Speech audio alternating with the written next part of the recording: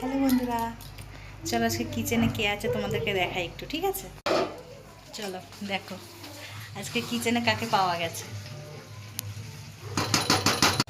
তো কি বানাচ্ছো তুমি একটু বলে দাও বন্ধুদেরকে। দেশি স্টাইল চিকেন।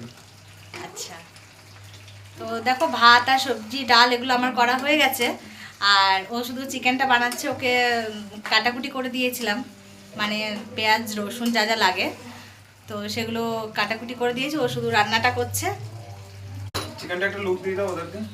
চলো, এই যে দেখো বন্ধুরা চিকেনের কালারটা কি দারুণ এসছে, তাই না? তোমার বন্ধুদেরকে ইনভাইটও করে দাও। শুনে নিয়েছো বন্ধুরা?